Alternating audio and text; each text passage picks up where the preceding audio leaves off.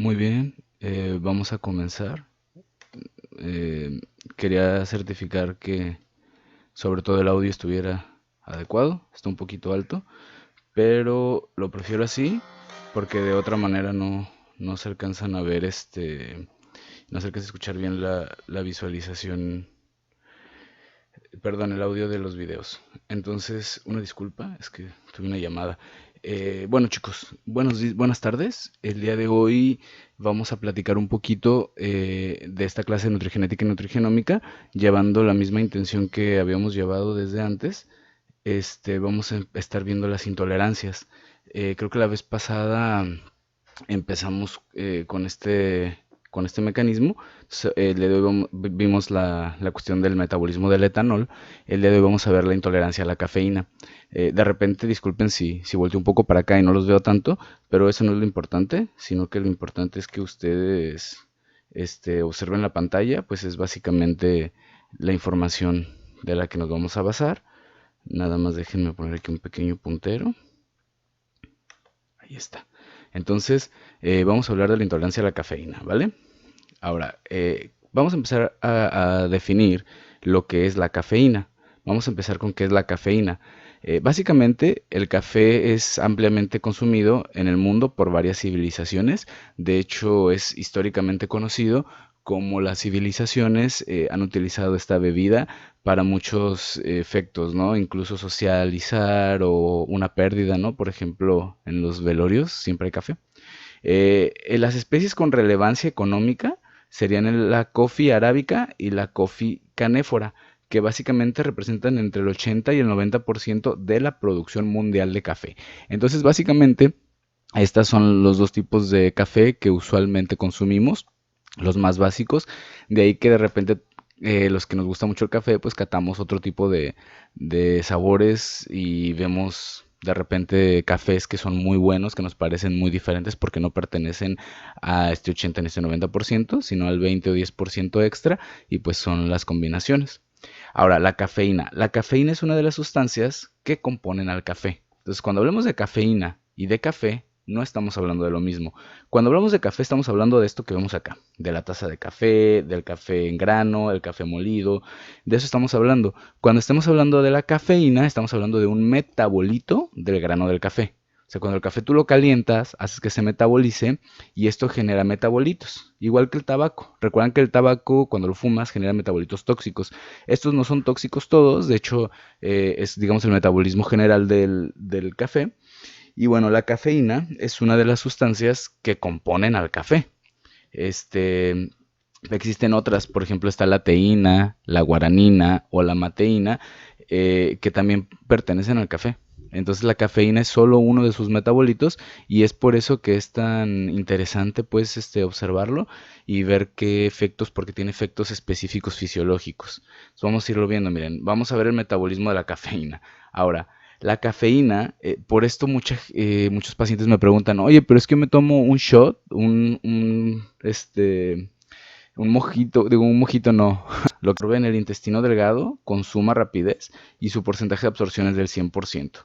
Es la máxima concentración a partir de los 5 minutos y puede durar hasta que son 40, 50, 60, 70, 80, 90, hasta minutos, hasta son 60 minutos, es una hora y otros 30, hora y media. Hasta hora y media después puedes tener este efecto pues por la ingesta de la cafeína. Por eso es que muchos pacientes de repente también tienen esta cosa de que dicen, es que me dura y me dura como hasta la hora y no se me ha bajado. No, porque hasta la hora y media vas a tener concentraciones plasmáticas altas y a partir de la hora y media va a comenzar a descender. O sea, no descende hasta esa hora, hasta la hora y media más o menos. Su vida plasmática es de 4.9 horas en los adultos. Entonces, fíjense, los adultos la tenemos en la vida en el plasma durante 4.9 horas, o sea, 5 horas en el sistema está activa, 5 horas. Si la concentración máxima es a la hora y media, pero durante 5 horas va a estar haciendo su efecto. Por eso es que es tan importante limitar el consumo.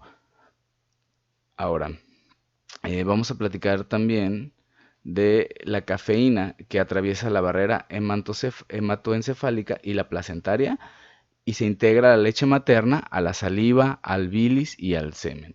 A la bilis y al semen. Entonces, fíjense cómo la cafeína, si tiene este grado de transporte, pues, y si se puede mover desde el hematoencefálico y placentario. Por eso es importante que nuestras pacientes embarazadas lo mejor es que no consuman cafeína, porque la cafeína que consuman, aparte de que el 100% la van a absorber, también va a atravesar la barrera placentaria y va a llegar al bebé. Entonces el bebé también va a absorber cafeína y va a tener síndromes de abstinencia o de ingesta excesiva de cafeína, incluso intraútero, o sea, ni siquiera nacido y ya le podemos provocar algún tipo de estrés. Entonces no sería la mejor idea que en el embarazo se consuma la cafeína.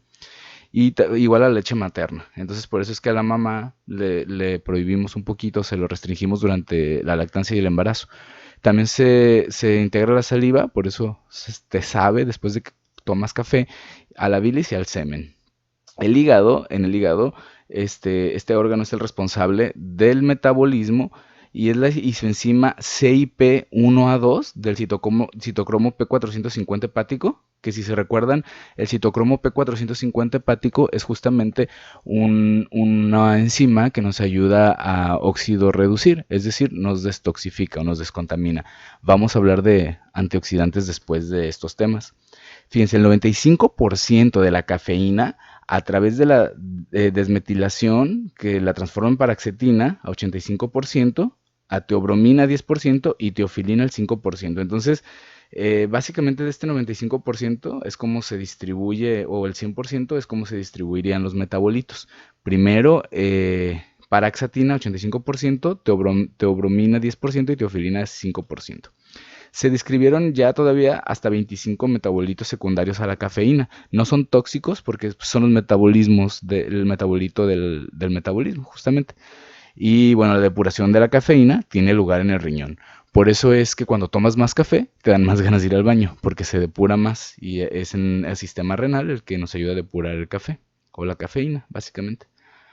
Ahora, existe evidencia que sugiere un efecto positivo de la cafeína en varias enfermedades, como son el parkinsonismo, el asma, la apnea del sueño, cáncer y diabetes. Entonces, en pacientes, por ejemplo, que tienen Parkinson, mejora la actividad, disminuye la actividad parkinsoniana o la marcha jacksoniana se llama, que comienza así, miren, dedito, dedito, dedito, dedito, y luego toda la mano, y luego todo el brazo, y luego todo el brazo. Entonces, esa es una marcha jacksoniana. El asma, pues también porque tiene antioxidantes, la apnea del sueño, que es los ronquidos, el cáncer y la diabetes. Aumenta la absorción y la biodisponibilidad del paracetamol y del ácido acetilsalicílico. Entonces, también hay que tener muy en cuenta qué tiene el Sedalmerc. ¿Se han puesto a pensar? Tiene cafeína y paracetamol. ¿Por qué? Porque la cafeína aumenta la absorción del paracetamol, entonces así ayudamos a que más medicamento sí funcione en el sistema, aunque el problema es que a muchos pacientes les pasa lo que al buen Fray. Ok, vamos a ver los efectos moleculares, ¿vale? Lo que hace la cafeína es que mejora el rendimiento corporal básicamente por 5 mecanismos primordiales. Entonces, fíjense, ayudar a estos procesos metabólicos. Fíjense, primero, el flujo sanguíneo cerebral lo hace por antagonismo de los receptores A1 y A2, o alfa 1 y alfa 2 en los vasos sanguíneos, y esto reduce la vasodilatación. Entonces, ayuda a que el flujo sanguíneo se vasodilate, es decir, todo el polígono de Willis que normalmente lo observamos acá atrás, en el cráneo, bueno, en el cerebro, es lo que alimenta el cerebro, y el café lo que hace es que haya una pequeña vasodilatación, y entonces pues hay un poquito más de flujo, más relajación cerebral. También pasa esto, la cafeína activa la lipasa. Recuerdan que la lipasa es la enzima que oxida los ácidos grasos libres, o sea que los utiliza para convertirlos en acetilcoenzima A y que se transformen en ATP o en energía. Y pues básicamente son sensibles a esta hormona, a la lipasa. Cuando la lipasa está activa, genera beta oxidación, degrada justamente a los lípidos. Y además inhibe la actividad de la fosforilasa de glucógeno, entonces evita que haya formación de glucógeno. Cuando se inhibe la rotura del AMP cíclico, también esta molécula activa la lipólisis al activar la lipasa sensible a la hormona. Entonces, fíjense, por eso dicen que el café adelgaza, porque gracias a estas transmisiones hormonales, pues sí activa un poquito la lipólisis. Entonces, sí hay una pequeña degradación del lípido, más bien una utilización de los lípidos a través de las oxidación, de la beta oxidación de los ácidos grasos libres, que es básicamente cómo funciona la cafeína. Entonces, por eso mucha gente tiene la idea de que la cafeína baja de peso. Sí tiene factores y ayuda, pero hay que recordar que pues, el café realmente tiene 0 kilocalorías, más bien activa las hormonas, pero no te va a ayudar a bajar de peso efectivamente si no es combinada con el ejercicio. Lo que me lleva a otra cosa muy interesante, que sería el incremento de la acumulación de glucógeno en el músculo después de realizar actividad física es gracias a la cafeína. Ayuda a que se acumule más glucógeno en el músculo estriado y esto pues ayuda a que haya más reservas energéticas y se traduce a que el paciente después de hacer un ejercicio bien pesado no va a sentir fatiga muscular. De hecho, creo que la tenemos aquí, miren. Una dosis de 8 miligramos por kilo de peso corporal de cafeína acompañada con carbohidratos permite la acumulación de glucógeno en el músculo después del ejercicio y esto se refleja en la reducción de sensación de fatiga. ¿Qué quiere decir? Fíjense, calculen ustedes, denle a un paciente 8 miligramos por kilo, por ejemplo, vamos a suponer yo, unos 80, 75, 80 kilos, van a ser 75, 80 por 8. Vamos a hacer el cálculo. Aquí tengo mi calculadora. Vamos a hacer, 75 kilos y le estoy echando como menos, por miligramos, 8 miligramos por kilo de peso. Serían 600 miligramos de cafeína, entonces eso se alcanza bastante bien en las miligramos, eso se alcanza bastante bien en las dosis recomendadas y lo que podemos hacer es meter, por ejemplo, antes de tu entrenamiento, un carbohidrato con poquita cafeína y ya después de media hora o una hora después de haber ingerido esto, haces tu ejercicio efectivo y entonces es cuando después del ejercicio, ya sea de 30 minutos o una hora, tú vas a notar menos fatiga. Entonces también le puedes recomendar esto a tus pacientes que están intentando bajar de peso y que les cuesta mucho trabajo hacer ejercicio. Entonces les puedes recomendar un carbo con cafecito. Por ejemplo, hasta eso les puedes recomendar, no sé, un panecito, la mitad de un panecito o bolillo con un cafecito antes de entrenar, un shot de café y eso les va a ayudar a que ese carbohidrato que se metió se transforme en glucógeno, se guarda en el músculo y cuando estés haciendo ejercicio, el músculo en vez de utilizar el lactato o la glucosa, va a utilizar el glucógeno que le acabas de dar y va a tener más energía y se va a cansar menos. Así se traduce entonces la cafeína, fíjense cómo si nos hace el paro, nos ayuda, cuando estamos hablando pues de algunos efectos moleculares y esto nos ayuda al rendimiento corporal. Esos son los 5 mecanismos en los que mejoraríamos nuestro rendimiento corporal gracias a la cafeína. Ahora vamos a hablar entonces esto es como la cafeína normalmente actúa, ahora vamos a hablar de esto, que es la intolerancia a la cafeína, que básicamente yo creo que a muchos de ustedes les pasa y no nos habíamos dado cuenta, fíjense. En todo el mundo, pues la cafeína se consume como un psicoestimulante, nada más que puede ser fatal si se consume en dosis altas. Entonces, ¿por qué es un psicoestimulante? Porque normalmente, ¿cómo andas? Dormido. ¿Y qué es lo que haces? Despertarte, levantarte, entonces te tomas una tacita de café. Pero a veces no nos ajusta una, ¿no? Y necesitamos tomar otra y otra y otra. Y es la acumulación de la cafeína lo que nos tiene todos alterados todo el día. Por eso en las ciudades también, o en estos trabajos que tenemos nosotros en el área de la salud, utilizamos mucho la cafeína y se nos vuelve un poco adictiva. La cafeína también genera adicción, pero ya estamos elevando la dosis de consumo.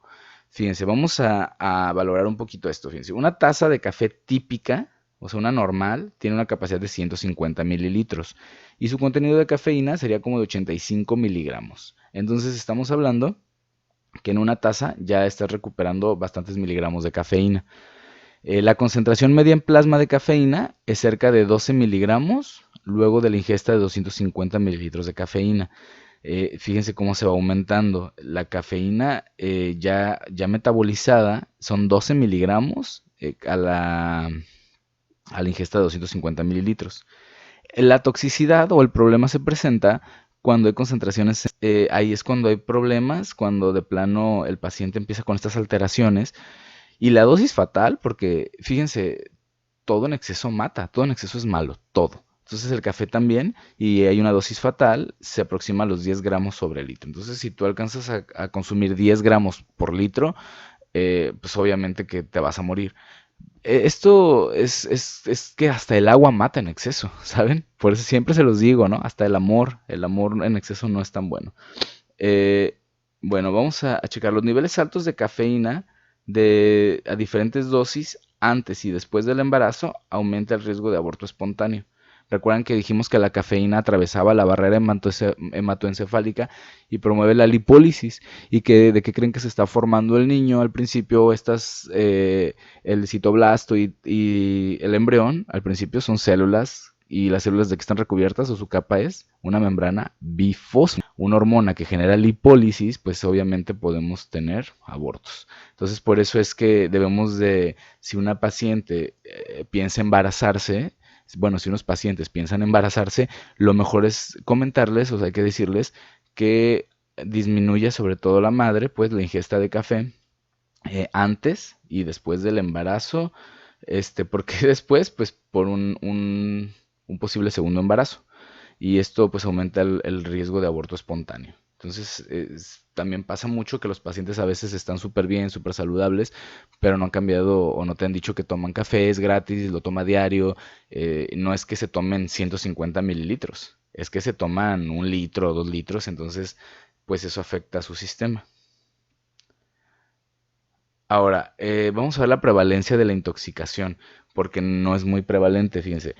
En España, o más bien sí, en España se estima que el 80% de la población adulta, el 80% consume de cafeína entre 200 a 300 miligramos por persona por día, que es lo que resulta tras ingerir 2 a 3 tazas de café.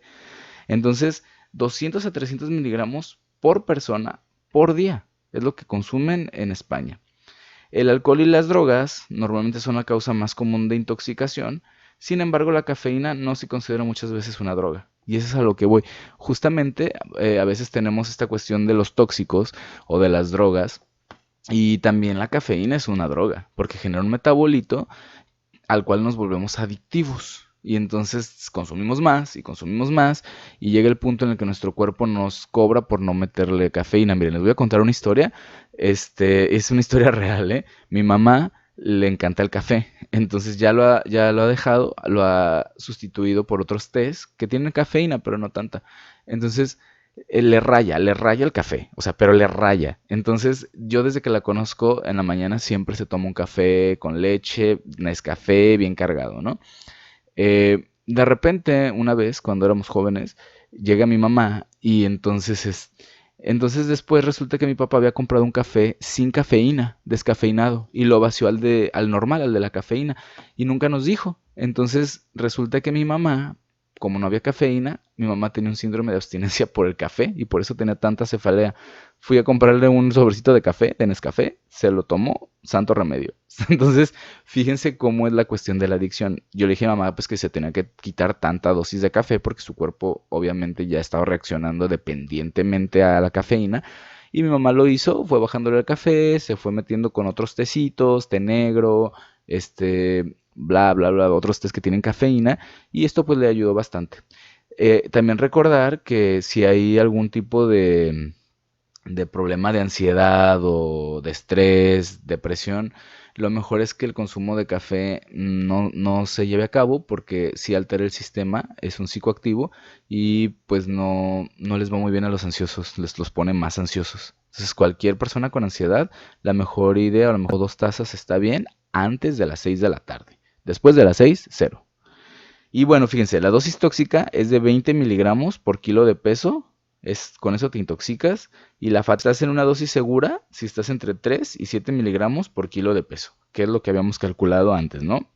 8 miligramos por kilo de peso para el ejercicio. Entonces, mientras tú estés sacando esta fórmula, no hay ningún problema. Son expertos en las mediciones. Ah, ahora, vamos a ver los signos y síntomas de la intoxicación por la cafeína. ¿Sale? Porque de repente llegan al hospital pacientes, por ejemplo, urgencias, y decimos, no, pues este paciente no tiene nada, puro pH, puro o alcalino o ácido, ¿no? Pero a veces no te comentan esto, te lo comentan y no lo tomas en cuenta. Igual te pueden llegar a ti pacientes en la consulta nutriológica y te digan, es que de repente me siento así, bla, bla, bla, y les puedes preguntar, ¿qué acabas de tomar? Y probablemente van a decir, es que fui a Starbucks y me compré un café o al Oxxo, al Andati, cualquiera, es la idea es la misma, que tienen cafeína. Y pues el paciente normalmente va a presentar estos síntomas. Una disculpa. Serían náuseas, emesis, la emesis es vómito, cambios en el estado mental. Los pacientes van a llegar nauseabundos, vomitando, alterados, van a llegar así, justamente como que bien alterados y los van a tranquilizar y luego van a moverse, hipotensos, van a estar como, algunos van a estar como desmayados, van a llegar, otros convulsionan, otros tienen arritmias, insomnio, obviamente la cafeína genera insomnio, inquietud, hiperexcitabilidad neuromuscular, temblores, excitabilidad refleja, van a estar súper alterados, acúfenos, el acúfeno es que escuchan, eso es un acúfeno, ¿lo han escuchado ustedes? Todos lo hemos escuchado, y más o menos se escucha, y luego le dices a alguien, oye, ¿tú escuchaste eso? No, estoy loco. No, no estás loco, se llaman acúfenos. A veces tiene que ver con la descompresión del oído. También están irritables. Letargia es que están, eh, tardan en contestar. Por ejemplo, les preguntas, ¿cómo te llamas? Y me llamo Diego, no saben bien o están en otra cosa, te dicen otras cosas que no son. También se aumenta la frecuencia respiratoria porque como la frecuencia cardíaca está aumentada, también hay una circulación excesiva y el cuerpo entra en alcalosis y en acidosis y aumenta la respiración. Hay reflujo gastroesofágico, los pacientes sienten pirosis, obviamente se suprime el apetito. La cafeína quita el hambre, por eso es que también lo usamos a veces como en las dietas, ¿no? De que te vas a comer esto y cuando tienen hiperfagia también les das un poco de café porque también inhiben el apetito. Obviamente vas a tener, ya lo habíamos dicho, taquicardia, aumento del gasto cardíaco, por ende, alteración de la presión arterial, va a subir la presión arterial si el corazón está generando demasiado demanda. También va a aumentar la diuresis. La diuresis es la frecuencia para ir a orinar. También va a aumentar porque la cafeína, dijimos que por dónde se metabolizaba, por el riñón. Muy bien. Entonces, si hay más, el riñón la va a querer eliminar más, vas más al baño. Por eso tomas café y andas como que, ay, quiero hacer pipí, tengo una vejiga chiquita. Bueno, es que te metiste un diurético bastante amplio. Y bueno, otras son fasciculaciones musculares. Las fasciculaciones son básicamente como esto, músculos que se mueven, igual que Box Bunny, se fijan en su cara, cómo se mueven diferentes músculos para hacer diferentes rostros, pero estos son como un poquito más repetidos. Entonces se llaman fasciculaciones. Y normalmente. Ahora, vamos a pasar a las mutaciones o polimorfismos. Recuerden, la mutación tiene que estar abajo del 1% de la población y sí te predispone a una patología. Y los polimorfismos son arriba del 1% y no te predisponen a ninguna patología. Las diferencias de la concentración plasmática de la cafeína tras la administración de una misma dosis obedecen a las variaciones del metabolismo. ¿Qué quiere decir? Fíjense, 35 a 77% del consumo de cafeína depende de la herencia. O sea, si por ejemplo mi mamá y mi papá son súper cafeteros, y a mí la cafeína para que me llegue a dar insomnio me cuesta mucho trabajo, tengo que consumir demasiada. O sea, yo tengo un gran consumo de cafeína y no me afecta, puedo dormir súper bien, no me pongo alterado, no me da taquicardia. Y esto pues es obvio, ¿no? Es probable porque lo más probable es que sea herencia. Entonces, fíjense, aquí está justamente lo que les decía, el policonsumidor. Este es un polimorfismo en el CIP1A2 Y el 28 al 41% de los efectos del uso y abuso del café se debe a este polimorfismo. Lo más probable es que mi mamá lo tenga. Por eso es que ella no puede dejar la cafeína mucho, porque probablemente tenga bien fija esta mutación, bueno, este polimorfismo. Y bueno, a estos individuos se les conoce como metabolizadores lentos de la cafeína y aumento en mayor riesgo de infarto al miocardio. Entonces estos pacientes consumen mucho, la metabolizan lento y esto, recuerden, en exceso pudiera generar un infarto o un mayor riesgo de infarto al miocardio.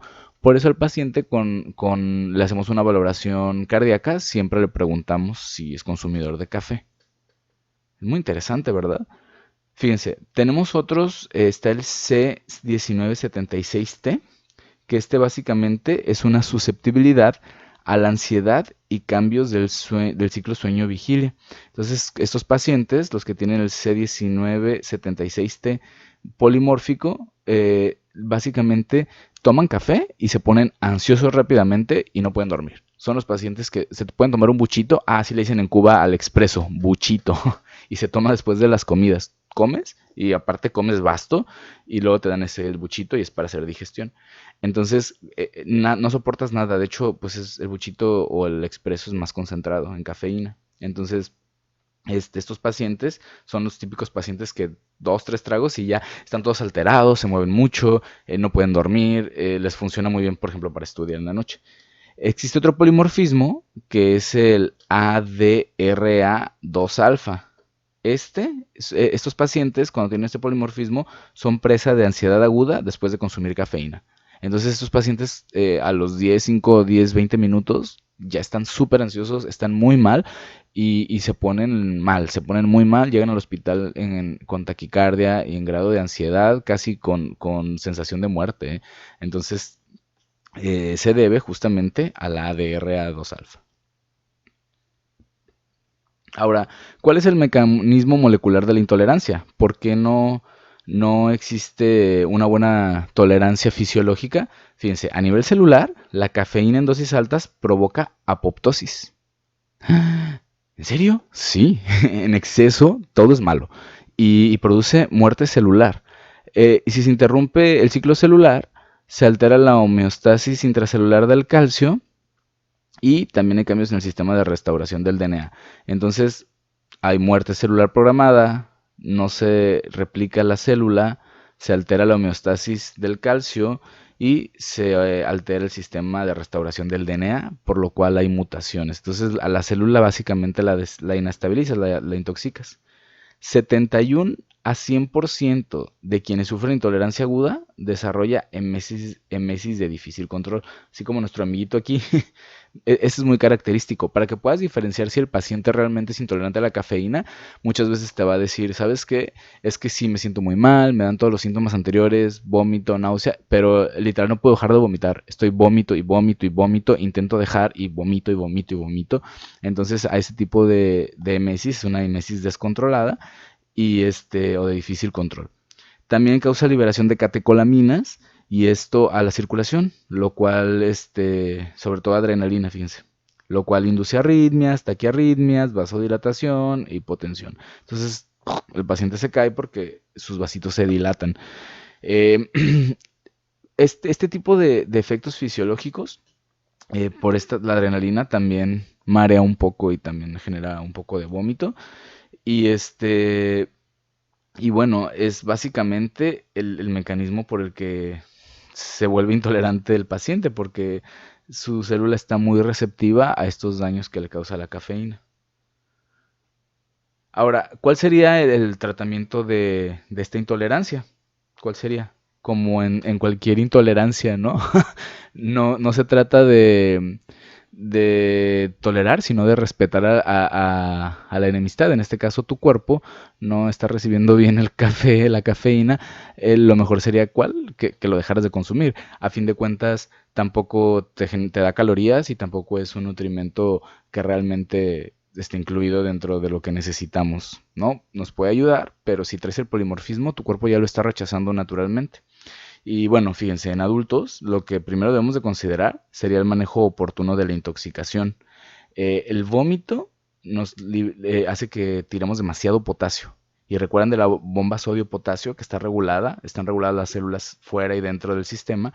Y entonces, cuando vomitamos mucho, perdemos demasiado potasio. Entonces, al primero lo que tenemos que hacer el paciente es administrarle una vía intravenosa para poder regularle los líquidos. Porque si el paciente viene vomitando y vomitando y vomitando, le vas a dar agua y la va a vomitar. Entonces no te va a servir de nada, al contrario, vas a sacar más de lo que, una disculpa, vas a sacar más de lo que estabas metiendo. Entonces, mejor mételo vía intravenosa.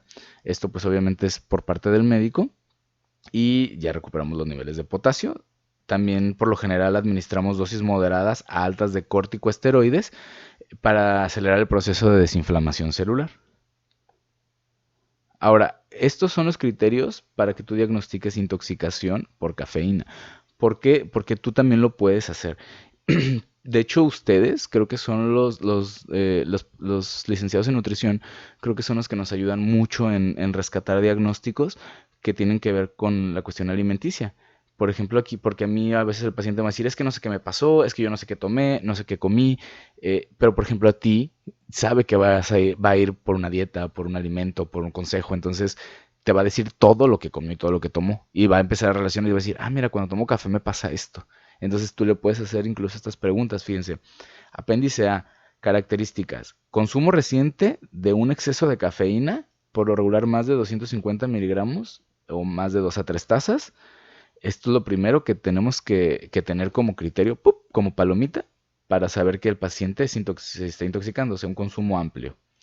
2. Debe de tener 5 o más de los siguientes signos después de que haya consumido esta cantidad, que puede ser inquietud, nerviosismo, excitación, insomnio, rubefacción facial, o sea, que se ponga rojo del rostro, diuresis, orina, alteraciones digestivas, contracciones musculares, logorrea y pensamiento acelerado.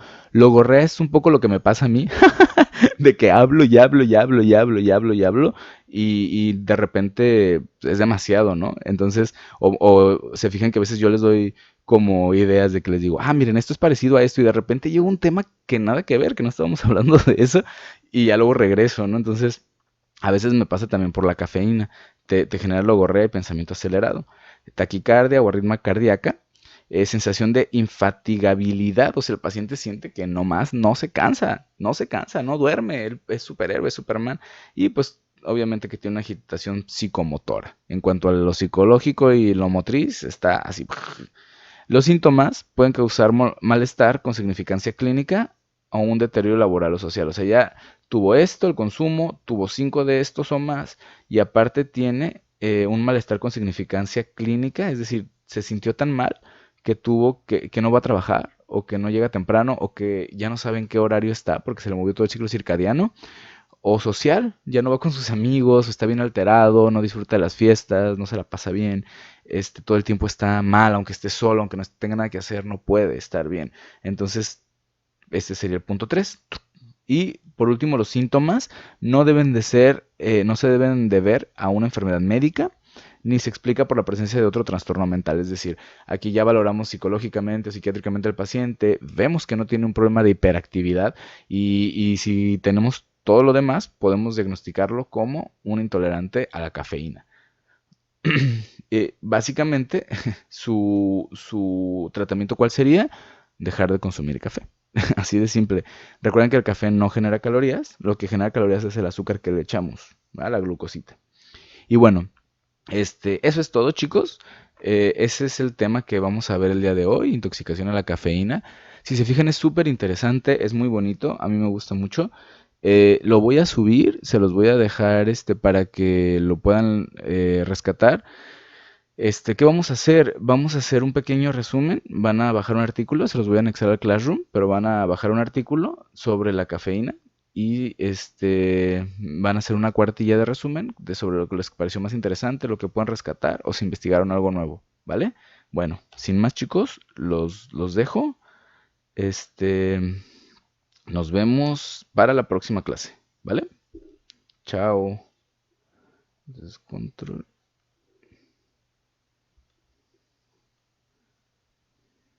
Primero voy a quitar el audio.